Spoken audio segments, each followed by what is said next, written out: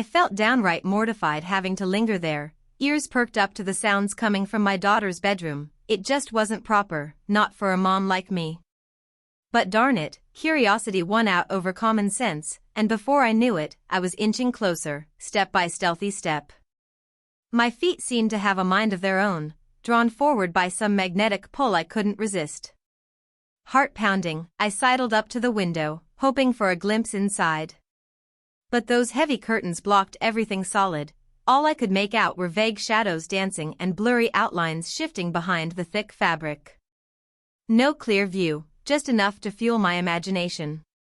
Then came my daughter's hushed voice, whispering urgently to my son-in-law, "Ease up on the pace, honey, my mom's probably catching every bit of this.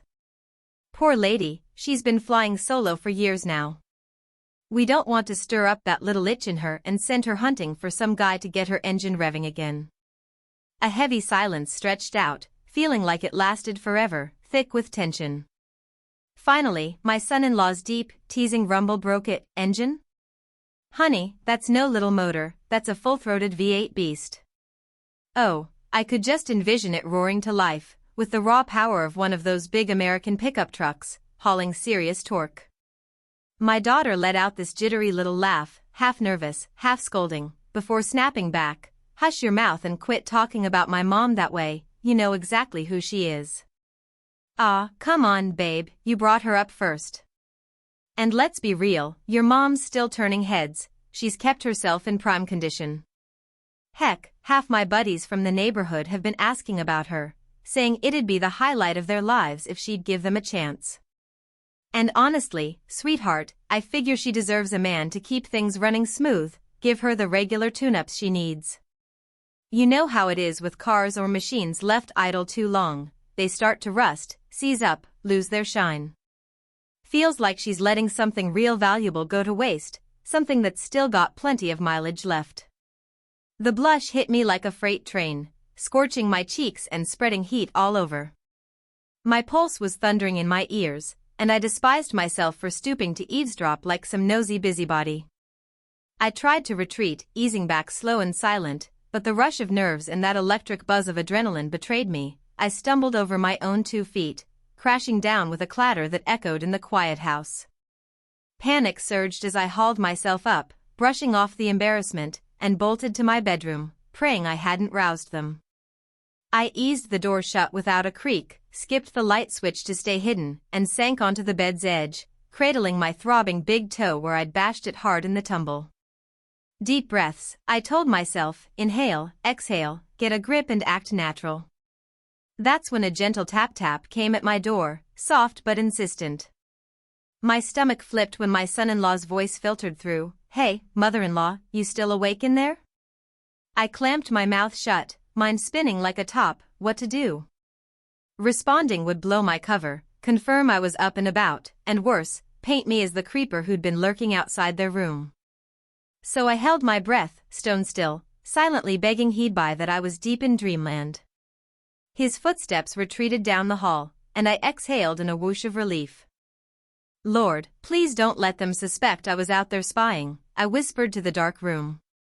I stretched out on the bed, willing my heartbeat to slow with steady, calming breaths, but those words looped relentlessly in my head. "Engine? That's a V8. Shame burned, yet a sneaky little smile tugged at my lips despite it all. Yeah, it had been ages since I'd had a man in my life, widowed too long, focused on raising my girl right, but jumping back into romance? Not on my radar. Still, my daughter's pitying tone cut deep. "Poor lady. Ouch, that stung worse than the toe. I wasn't some pitiful wallflower, moping in loneliness. I'd built a full life on my own terms, doting on my daughter, tending my little garden, savoring quiet evenings with a good book or a cup of chamomile tea. Independence suited me just fine. Yet, in the hush of that solitary night, doubts crept in like fog off the bay. Was I truly content, or just fooling myself? Was there a hidden flame, that little itch she mentioned, flickering under the surface, ready to blaze if fanned? Questions swirled like leaves in the wind, chasing sleep away until exhaustion finally claimed me. Deep in my soul, perhaps a tiny seed of unrest was taking root, a spark of wonder about new horizons, what adventures might still await a woman my age. But nah, that was tomorrow's worry. Tonight, I needed the blanket of rest to smother the unease. Morning light filtered in, and zap, my toe screamed with sharp pain, swollen purple like a ripe plum. Groaning, I swung my legs over the side, fumbling for my fuzzy slippers, but only one turned up under the bed. Then it hit me, the other lay abandoned by last night's fiasco. Limping like a peg-legged pirate, I slipped on some soft walking shoes, anything to ease the ache, and hobbled to the kitchen for coffee. There he was, my son-in-law, perched at the counter with that sly, flirtatious grin, eyes twinkling with mischief as he raked them over me from head to toe, like appraising a classic car at a show. "Mornin', Imam," he drawled, voice laced with unmistakable suggestion, smooth as southern bourbon. "Rough night? Looks like you were up to some midnight mischief." "Mischief?" I echoed, brow furrowed in genuine bafflement. "What on earth are you getting at?" "Oh, don't give me that innocent act. Or should I blame a poltergeist for the hallway ruckus?" "Beats me what you're talking about," I fired back, steeling my voice to sound casual. "I crash hard at bedtime, door shut, lights out, and I'm gone till the rooster crows." He leaned in, invading my space just a tad, dropping his tone to a conspiratorial whisper. "Come on, Mom, level with me. I know you were out there last night, ear to the door, peeping through the curtains. Heard your little spill, stepped out, and caught you hightailing it down the hall. Even snagged that slipper you ditched in your getaway." Crimson flooded my face, skin crawling with mortification and a chill of nerves. "You got it all wrong," I protested, words tumbling out. "I was just padding to the kitchen for a midnight glass of water, thirsty, that's all." "Right, and you always say you sleep like the dead with your room sealed tight till dawn," he countered, lips curling in a smirk that didn't reach his eyes, more challenge than charm. "Relax, though, no judgment here. I get the loneliness, must be killer after all this time without company." My knees wobbled, a storm of humiliation and shock churning inside. "Listen, Mom," he pressed on, undeterred, "if you're feeling the urge, I'm game too. You catch my drift? Craving a spark? Holler, and I'll deliver the full-service rev-up, make that engine purr like new." His brazen offer slammed into me like a gut punch, leaving me gasping. Fury and degradation ignited in my chest, hot and fierce. "Absolutely not," I declared, voice steady as I seized the reins. "You're barking up the wrong tree.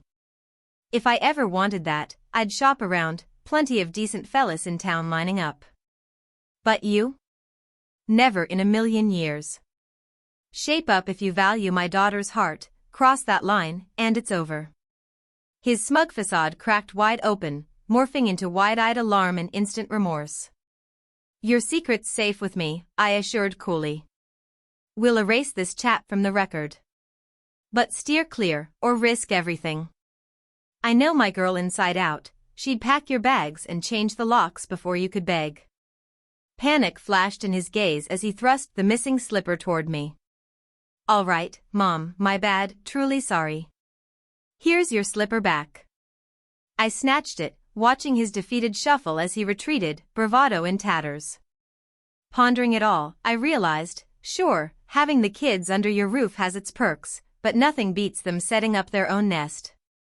Dodge is a world of awkward entanglements. Folks get impulsive, letting downstairs urges override upstairs smarts. Me? I packed up and split, carving out breathing room to prevent any slippery slopes. 'Cause firm no or not that night, temptation might whisper louder another time. Lucky for me, I crossed paths with a solid, kind-hearted guy. Now we're cozy in his place, drama-free and content. Thanks a bunch for tuning into my tale and hanging on every twist. Before I sign off, do me a solid, subscribe to my channel, smack that bell for alerts, and thumb up the video if it hit the spot for you.